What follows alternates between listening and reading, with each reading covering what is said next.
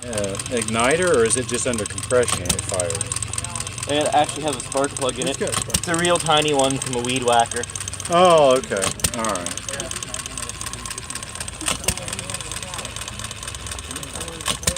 You take it down to Georgia. Are you local? Yeah, I'm from Cincinnati. You go to Georgetown?